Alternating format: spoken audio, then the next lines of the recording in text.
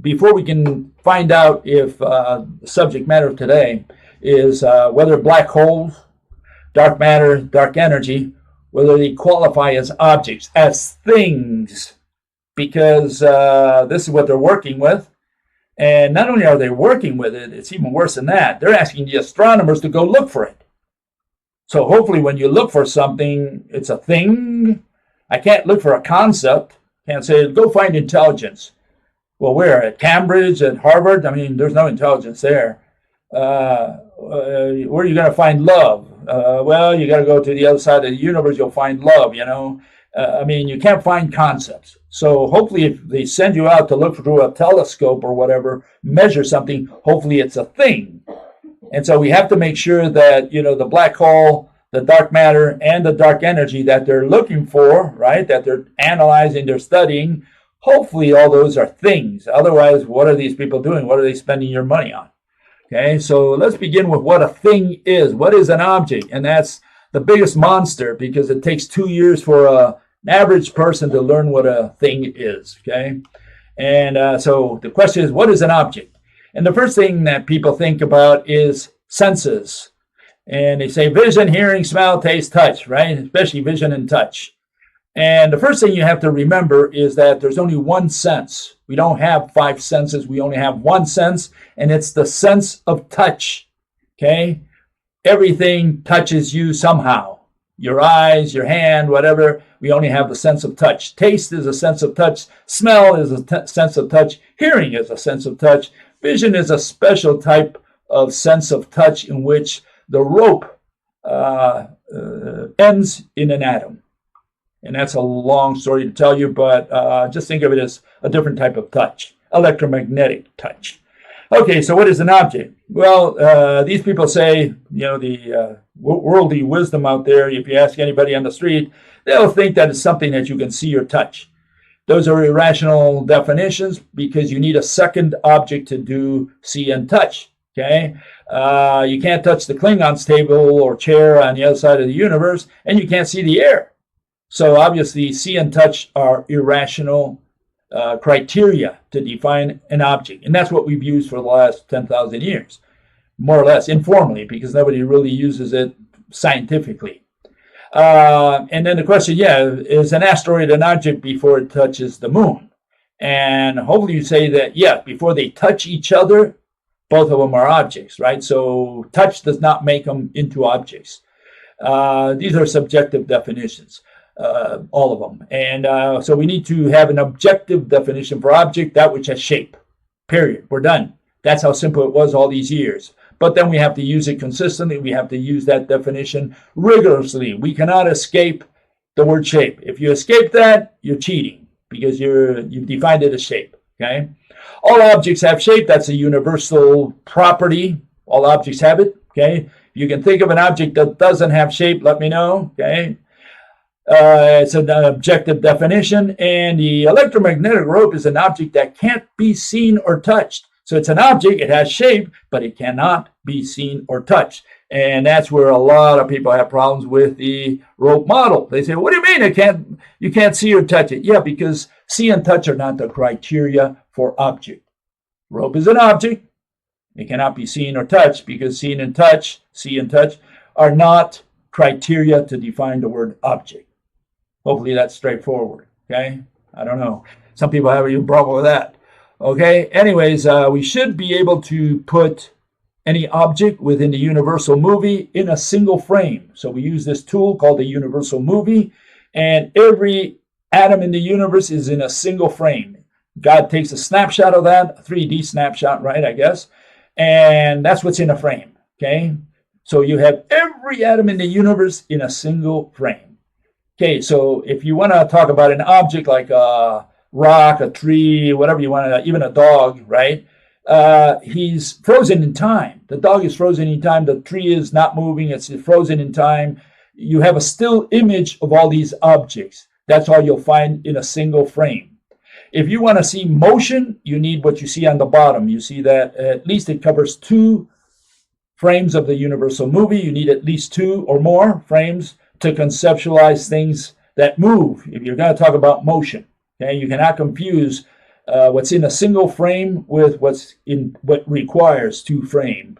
In fact, we use the word see or look for objects that are in a single frame, and we use the word watch for anything that takes at least two frames or more. You have to watch a movie, a film, okay? You stare, you look, you see a photograph, okay? So see versus watch, okay? And again, what we have is all the atoms in the universe in a single frame, and that's a good tool because when you talk about time travel, well, the single frame of the universal movie destroys all those irrational notions. It criticizes them, renders them irrational. Okay, so this is a good tool to use. You're welcome to borrow it. I have no problem with people using it. Okay, so what are ordinary non-things that people think are things? And I'm looking at words. I'm not going to cover the whole dictionary. I'm just covering some words that normally people think are things, and they're not things. And so let's go through this slowly. Again, I'm not going to go through all the details. I don't want to bore everybody, but I want you to get the hang of it, of what we're looking at to determine what is an object and what is not. So here are examples, okay? Here's the first set of examples, okay? These are ordinary things. People think fire, flame. Does that have shape? Yes, it does. On the other hand, wind, you see the X there, means it fails the criterion. Wind does not have shape. What air in a bundle moving, I don't think you can talk about wind having shape. And besides, the important part there is that wind is something in motion. It's air in motion. That's the meaning of the word wind. So even though it has shape, assuming it had shape, it wouldn't matter anyways, because the meaning, the definition of the word wind is air in motion.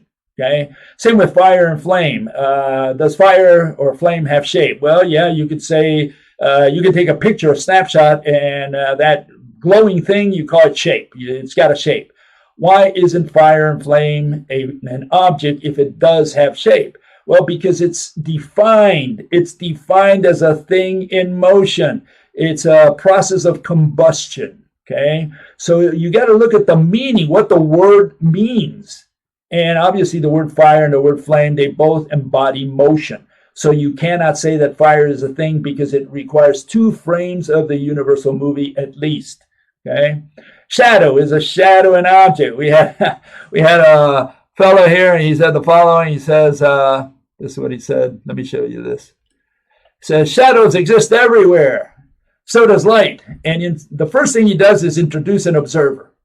He introduces the gawking observer. He says, but our retina resonate with specific frequencies, so we get the illusion that darkness is the absence of light. This has nothing to do at all with observers. It's the definition of shadow. What is a shadow? Okay, you have to define the word shadow. Okay, and he goes on there and rants about shadow. Why is a shadow not an object? Okay, well, not a thing. You say, well, a shadow has shape, and there you see a shadow does pass the shape. Okay, the X means it doesn't pass. If it doesn't have an X, it means it passes. Okay, so shadow does have shape. So you say, okay, according to your definition, it's an object. But now we got to look at the meaning. What is the meaning of the word shadow? Okay, well, a shadow is light. That's what it is. It's absence of light or too much light, little light. We don't care. It's like a hologram, which is also a bunch of light. And so we have to look at these examples.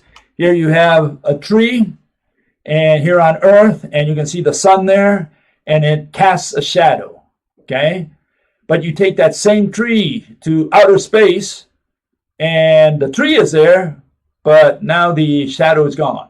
There's no shadow. The shadow disappeared. What happened to it? Did we make the shadow not exist?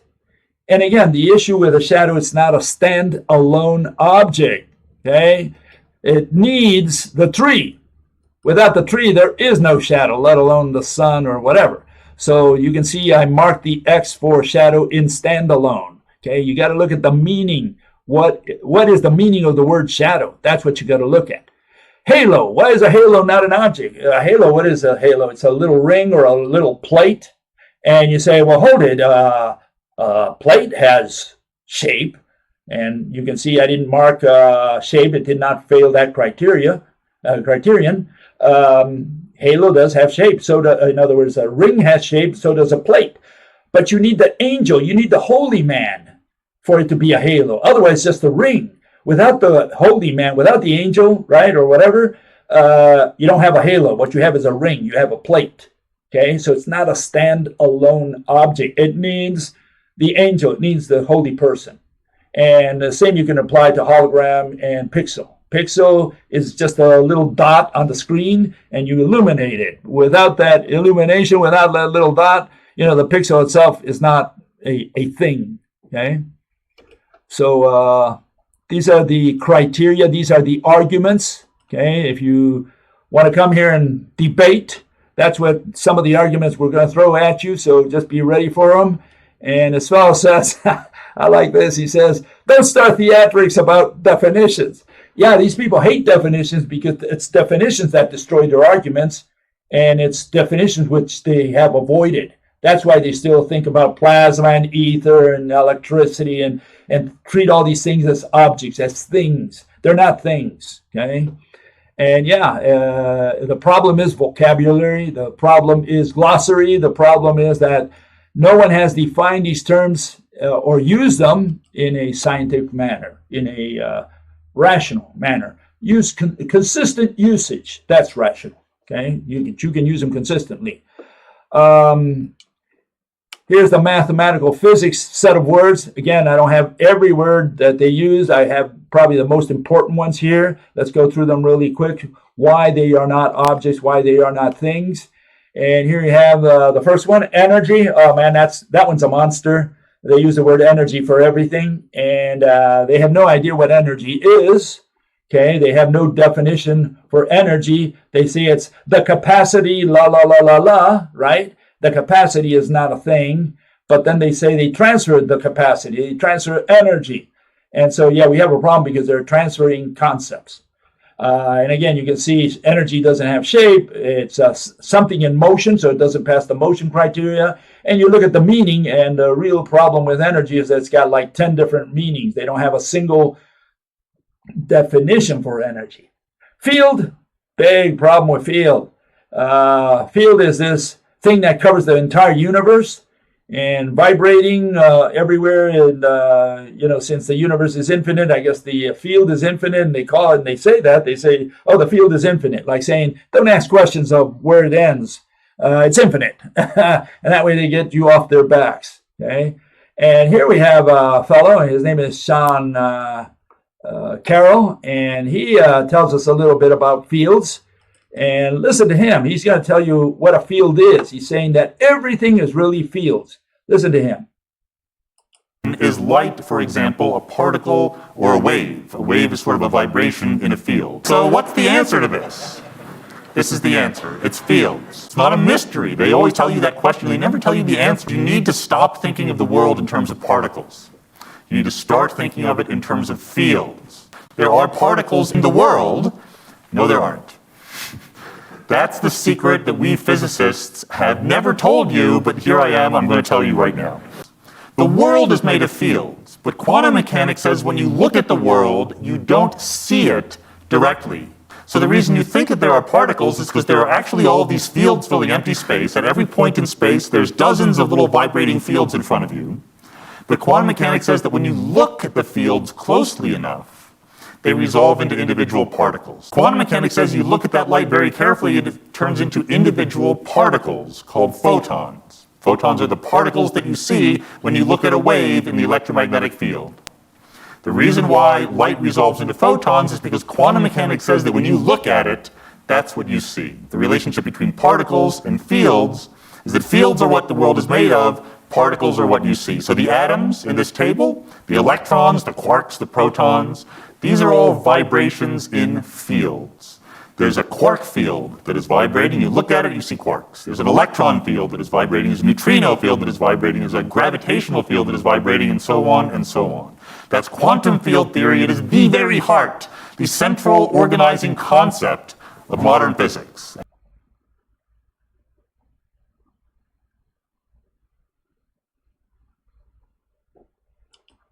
Okay, so what are these mathematicians saying? Everything is fields. It used to be particles. Now they went to quantum field theory, and everything is a field, and vibrations of these fields is what makes each particle. And we got a problem with that because they're not discrete particles as quantum was supposed to be originally. You know, when they started, they're peninsulas. And here you see one fellow who illustrates them. His name is Arvin Ash. And you can see this is out of his site, right? And you can see that he's got this planar electromagnetic field, right? And he's got that little bump there that's a discrete particle, which ain't a particle because it's a peninsula. It never gains its independence from the field. And so we went from discrete particles to, islands to peninsulas. So now the world is made of peninsulas, not of particles. Just keeping that in mind because these people have changed the rules and people think they're still talking about quantum mechanics. No, there's no more quantum. Quantum was discrete. These are not discrete anymore. And then they have these particles that go back and forth. How can they go back and forth if they're tied to the field? I mean, if a particle is the vibration of a field, how can it have the liberty to travel independently? And so they have all these contradictions. The way they conceptualize all this, it shows that they don't know what they're talking about anymore. Okay, so continuing here, we have the particle. That's just a vibration of the field. Space, is space a physical object? Well, lots of people think it's a physical object and treat it as a physical object. Well, the issue is very simple. Does it have shape? And the answer is no. I put an X there. Does not pass that criterion. Okay, space does not have shape, and neither does the universe. So the question is, if you're going to treat space as a physical object, you're going to bend it or do whatever you want with it, no problem. But then first draw it. Show me a picture of space, the whole space, meaning it's got some kind of background, something that provides the backdrop to whatever you drew there, and you have to identify that backdrop as well. Okay. And then you have all those words, mass, time, force, etc. And they fail all the criteria. None of them have shape. All of them are things in motion. They all have embody motion, all those words. And you got to look at the meaning. What is mass? What is force? What is wave? And you'll find that it's got motion embodied in the definition of the word. There's no such thing as a standalone wave, okay? Because really, it's always in motion. Okay, it's in other words, it's not static. It's not. You cannot take a picture of a wave because that's not a wave. A wave has to wave in order to be a wave. Okay, and that's the issue. And orbital, the same thing. There you see the word orbital. What is an orbital? Well, it's an electron that moves around in orbit around the nucleus, right? So it's orbiting the nucleus, and that whole orbit or the bunch of orbits is called an orbital. So they aggregate all those rings and they make an orbital, meaning they're building essentially a sphere. They're building a membrane, a shell of sorts, but they never deal with it as a shell. Okay, maybe when the chemists try to unite two atoms, they might use the shell model, but really they use the positive and negative. They use mathematics. They never use the physical aspect of the shell. That's where the problem is. Okay, how about the dissidents? Well, the dissidents, they rant against the establishment, but what they don't realize that the establishment put the establishment's words, mathematical words, into their brain, into their mouths. So these people are using the same words that the mathematicians put in their mouths, and they want to criticize the establishment. And of course, they're going to fail miserably. And here it is. Okay, the three famous words of dissidents are plasma, ether, and electricity. And those fail. Does plasma have shape? Yeah, you can get a plasma ball and say, look, there's the shape of plasma, right? Even if you take the glass out, I guess you could have a plasma out there in the middle of space with some device, and you say, okay, here's where it begins, here's where it ends. No problem. The problem is plasma is a thing in motion. It's gas that is being ionized. Ionized, ED, ionized. Ionized means, using the establishment's version, that it loses an electron or gains an electron. That's the atom, right? So that's what plasma is. It's a process where it gains or loses electrons. And you cannot gain or lose in a single frame of the universal movie. So plasma is always a thing in motion. It embodies motion. It's a gas that is in motion.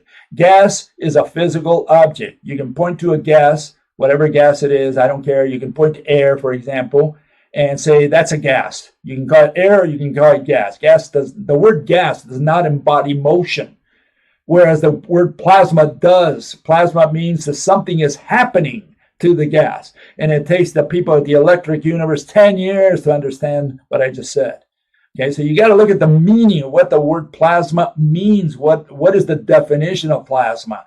And they don't look at that. They say, it's got shape, Bill, or like in the case of electricity, says, stick your fingers into an outlet and find out if it's not a thing. Well, that's not how we prove or test whether something is a thing. The way we do it with in science, we define what an object is if it has shape. Does electricity have shape? Well, it don't. So it fails the shape criterion. That's why electricity is not a thing. Besides, electricity is something that's in motion. It embodies motion. And people don't always understand that. Ether, again, ether does not have shape. Anyone who proposes ether has to provide a picture. He's got to begin with a picture. If you can't put a picture, forget it. You already lost. Ether's not a thing. Okay? So don't tell me ether is a thing. It's a thing if it has shape. Point to the ether and tell me what surrounds it, what gives it shape, what gives it contrast. That's the first thing that you got to do. Now, half the people who believe in the ether or propose the ether, half of them say that ether is always vibrating. It's in motion. And the other half say, well, it's like a sandbox. It's standing still and light goes through it. So they have all these different versions of what ether is. But you got to look at the meaning. What is the ether? Ether is a bunch of particles. And he who has a different version, please let me know, because that's what it's always been, a bunch of particles. It's a sandbox. Sandbox, in some cases, a vibrating sandbox, in other cases, static sandbox. But it's always a sandbox. It's a bunch of grains of sand. That's all ether has always been. That's what people thought was vibrating. The so-called transverse wave was the vibration of these particles that were moving back and forth. That's what 17th centuries believed in. That's what the 19th centuries believed in.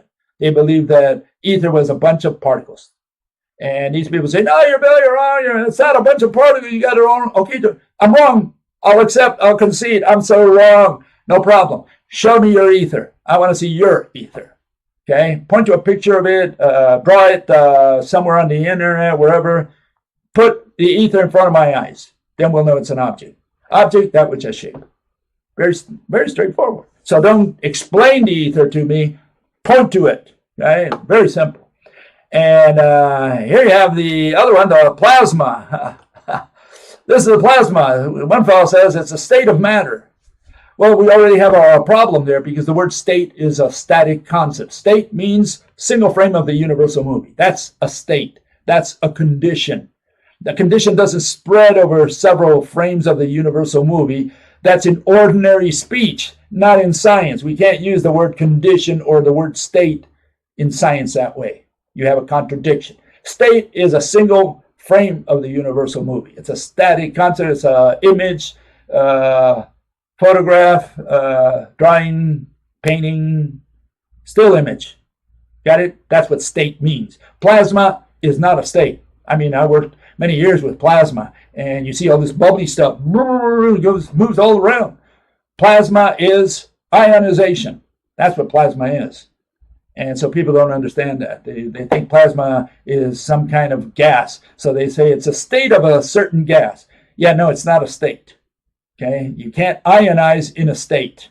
Ionize means you need at least 2 frames of the universal movie. And these people don't understand that. Okay? And so it's just like gas, liquid, or solid. What's so hard to understand about that? Ever seen an electric arc? Yeah, I've had arcing in my chambers all the time. So don't tell me about it. That's plasma. Oh, okay, that's plasma. I didn't know that. Okay, what is an electric arc? Is that a static concept, or is it something that happens? I mean, we used to call it arcing. They still call it arcing. Arcing means that you get a flash. You got this lightning bolt. Lightning bolt is not a static thing. You can take a picture of the lightning bolts at a certain point, and we have pictures of lightning bolts, but you're taking a picture of what? Of a process at a given point in time, for gazillions of a second. Okay, it's a single frame in the universal movie. Does that mean that because that ray came down, it's not a dynamic concept that you're looking at there? Is that what you're imaging? It's like seeing a boy running, and he's in midair while he's running, and that's the point at which you take the snapshot. And you say, that's a running boy. No, that's not a running boy. That's a boy. In order to know running, I need to see a second frame of that movie. And same with all this. You can't say that's electricity, that's an arc, that's an arcing, that's a lightning bolt. No, not in science. In ordinary speech, you can, not in science. In science, if you say lightning and you're referring to electricity, you need at least 2 frames of the movie. Okay, and I don't know how else for you to understand that. Okay, so he said lightning bolt. Ever look at the sun? Yeah, I try, but I can't see. That's plasma. Sun is plasma. Yeah, sun is constantly bubbling. It's doing its ionization. So yeah, it's you can't take an image, a snapshot of the sun, and call it plasma. And that's what these people don't understand. Plasma is defined as ionized, ED. And need a baseball bat to make them understand that. You call gas an object, yet have you ever seen gas? Yeah, we can color code any gas that you want. We can color code air if you want, okay? And again, you take it out in outer space, pop the balloon, and there's this blob comes out. You take a snapshot of the blob and you say gas or air. Okay, because the word gas and the word air embody no motion. Okay, gas is not moving gas. Gas is just gas. It's just a bunch of atoms there. It's like a table. You take a snapshot, there's all the atoms there for that snapshot. And we call that pattern, whatever it is you see there, we call it gas. Okay, in the next split second, every atom moved to a different location. Fine, no problem. Take another snapshot, that's also gas. If you see it rolling, that's moving gas. But each picture is just gas. And does it have shape? Yeah, of course it has shape. Anything made out of atoms, hopefully, it has shape. And all these things people have that's why, the word object takes a long time to understand, because they try one thing after another until they get it right, until they finally understand the arguments. It takes a long time to learn the word object. And it's not surprising that it took 10,000 years to come up with a definition of the word object, of a thing. What is the thing for the purposes of physics? And here you have another fellow, and he talks about the ether. Back again to the ether, just for a second. Seems you are mistaken on its definition. Ether is just another word for medium. No, medium is a perfect synonym of the word object. Object and medium, thing, they're all the same word. In physics, there's no other category. It's either concept or it's object. That's it. It's either something or nothing. There's no other possibility. Not in physics. Okay, so the ordinary dictionary, you get any word you want. It has to fall under object or concept. There's no third category. Either it has shape or it don't. Very simple, straightforward. Okay, so what is one medium? He thinks water is a medium, a thing. Yeah, of course it's a thing. Air is another. Yeah, it's a thing. Because it's made out of atoms, just like your chair. So if the chair is a thing, hopefully water and air are things because they're made out of atoms. Anything made out of atoms is a thing. Very straightforward, okay? Then he talks about stuff like he says, it determines how dense an object has to be to either float or sink. Has nothing to do with the question we're asking. So anything that came after is just nonsense. The fellow doesn't understand what the argument is about. The argument is that anything made out of atoms hopefully is a thing. And ether is not a thing because ether is a bunch of particles, and that's what it's always been. But the problem is they never gave it shape. They just said it's infinite. And some equate it with space and say, well, it's space itself. And others say, no, ether fills space, like a space where a container. You know, it's got these it's a tube maybe, and you got all this ether in it.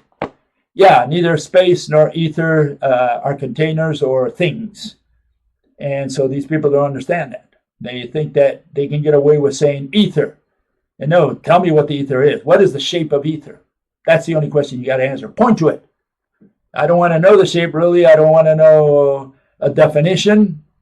If you call it a physical object or a medium, you have to point to it. You got to show me the shape of ether. Then you can present it as an object.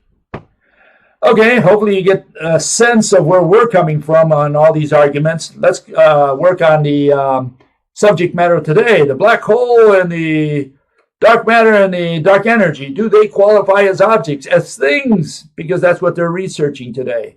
And here you have the AI overview, okay, what a black hole is. What is it? It's made up of a singularity and an event horizon. Okay, great. So it's got these two parts to it. Let's see if it qualifies as a thing. Singularity is what? A point. And which is infinitely small. I like that. Infinitely small. No, it ain't. What they're saying is you have all this matter and it's one or the other. Either it's a point, meaning it condenses to 0D. It's a 0D object, as they call it. Or it's always approaching a center, never reaching there, meaning that all the matter swallowed by a black hole, in other words, all the matter that penetrates the event horizon, is still falling forever and ever and ever and never reaching a center. Why? Because they say the laws of physics break down at the singularity, meaning they have an infinity there and they cannot explain that. It's division by zero or by infinity or by some other nonsense. And so what the issue is that, no, it's not infinitely small. It's not small at all. It's either 0D, meaning it's a point that has no size, no volume whatsoever, meaning the energy, right, or the mass is infinite, or it's small, meaning it's always approaching the center and never reaching the center. And so far, we don't have a single thing in front of us. We have two concepts. It's either a 0D object, which means they're talking about location, or they're talking about something that's approaching the center, meaning it's a dynamic concept. It never reaches the center. Either way, it's a concept. Okay? And then what's the event horizon? Well, the event horizon is what? An imaginary sphere. Well, that's kind of strange because sphere is a geometric object. You know, we can draw a sphere, but that's not what the event horizon is. They say it's an imaginary globe or ball or whatever. The event horizon is the boundary around this singularity where the gravitational pull of the black hole is so strong that nothing can escape, including light. So it's just a region. A region is a concept. Region is not a physical object. There's no such object called region, okay? And so what they're saying is you have the campfire, you know, with the logs there, and you have the heat. And the heat reaches a certain point, and after that, you know, you have the environmental coldness or whatever in the night. So you have this campfire, and where the heat reaches, that's the event horizon of the fire, of the campfire. And so it's a region, and a region's not a thing. So we have two non-things. We have the singularity, which is a non-thing, and we have it's covered by an event horizon, which is a non-thing. Two non-things do not make a thing. So a black hole is not a thing. Okay, but they tell the astronomers, go look for it. Go look for a black hole. Okay, yeah, we got to have a good telescope to see nothing. Okay, so here's the NASA version. The concept of a black hole.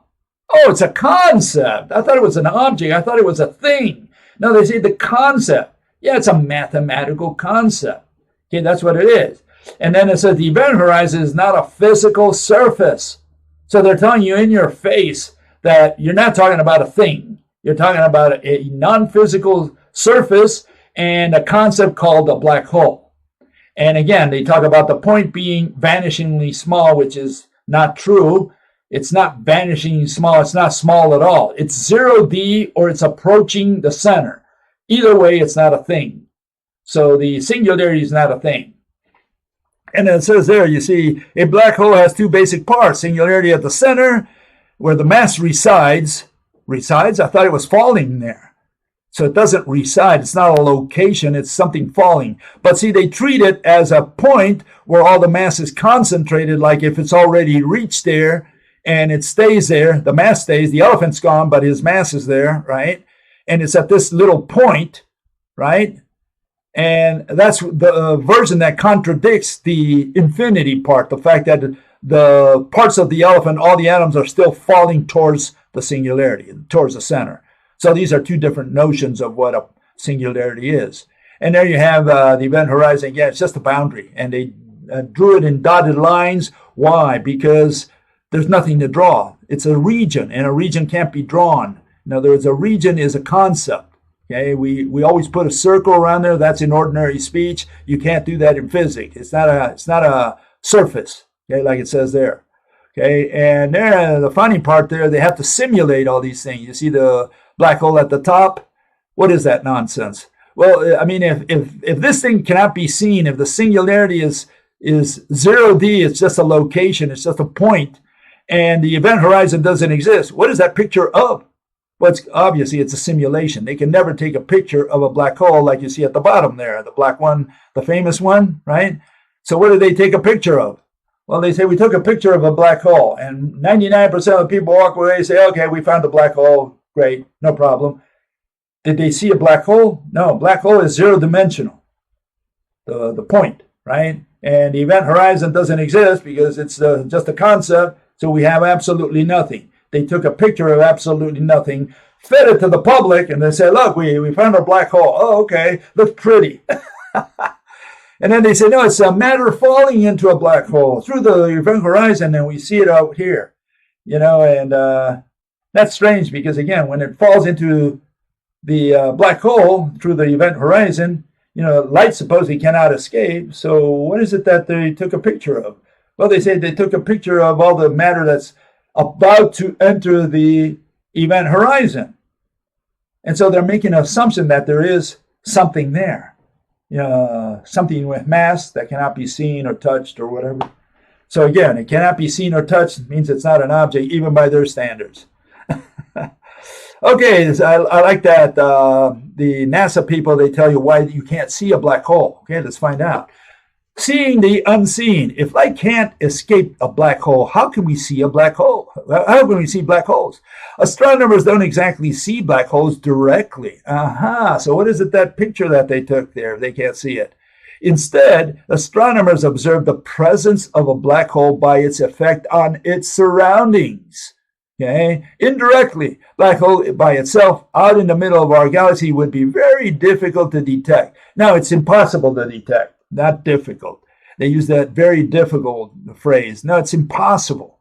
It's irrational to say that you can see or detect somehow a black hole. Studying black holes relies heavily on indirect detection. Okay, so they're not going to see it directly. They're going to see it or detect it or prove its existence indirectly by the matter supposedly falling into a black hole. That's because that's the assumption. Astronomers cannot observe black holes directly, but see behaviors in other objects that can only be explained by mathematicians, right? By the presence of a very large and dense object nearby. Obviously, this is not black hole has nothing to do with mass. That's the issue. And the only thing they can think of is mass. But black holes is a totally different phenomenon, has nothing at all to do with mass. Okay, and that's where the problem is. They do everything with mass, together with dark matter and dark energy. The effects can include materials getting pulled into the black hole, accretion disks forming around the black hole, or stars orbiting a massive but unseen object. And yeah, we have a totally different explanation for black hole phenomena. It's got nothing to do with mass. But that's for another day. How about dark matter? Is that an object? Is that a thing? Let's find out. Dark matter, a hypothetical form of matter that does not interact with light or other electromagnetic radiation. Dark matter is implied implied. They're going to do it indirectly again by gravitational effects, which cannot be explained by general relativity unless more matter is present than can be observed. And they go through this whole thing, about how they detect it and et cetera, et cetera.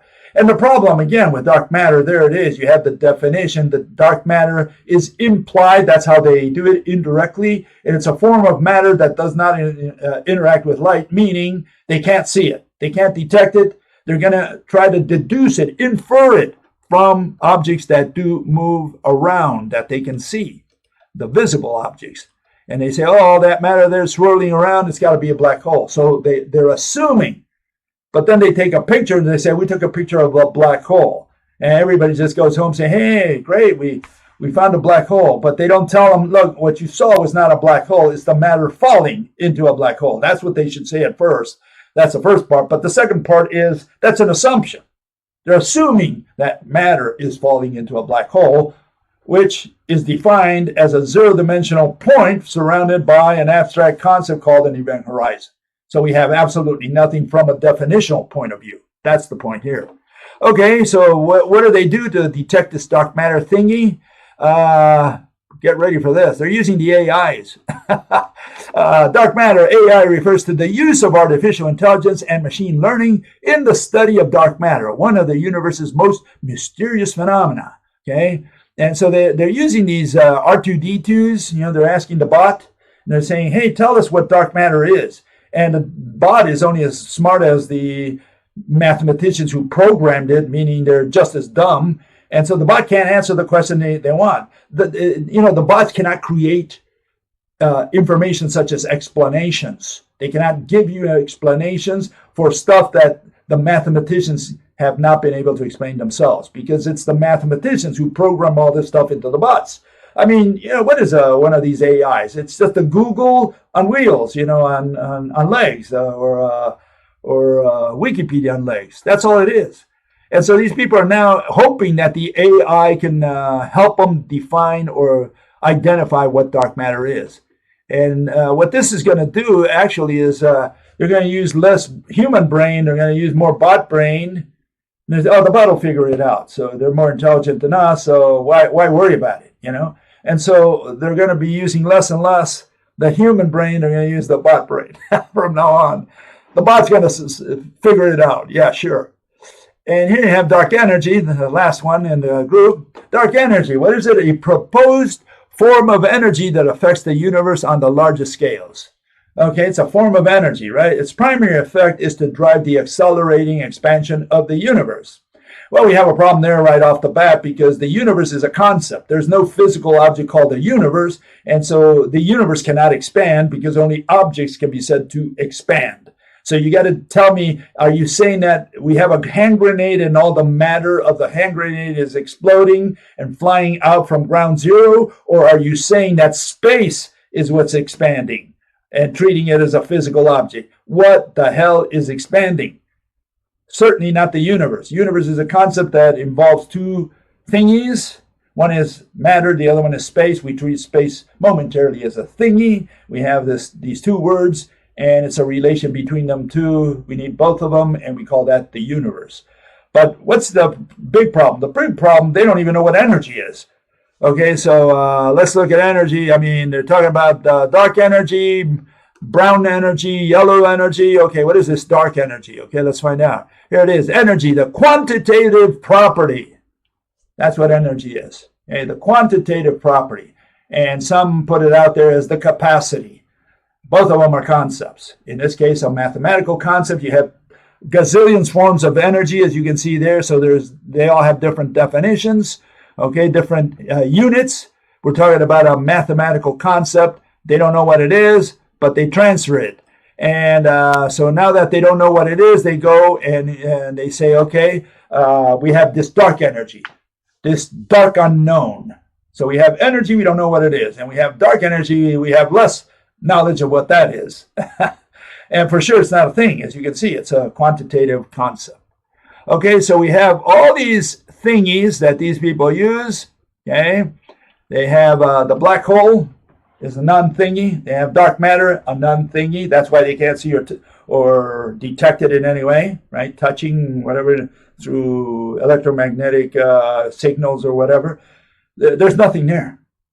But they say it's got to be there because otherwise, we need all this mass to create this gravitational pull. And so there's got to be a mass there. But even if we concede, let's just for the sake of argument, let's concede. Okay, so there's a mass there. You want to put all the mass you want, as much as you need for your equations. By what physical process does this mass suck in matter or make a star roll around the so-called black hole?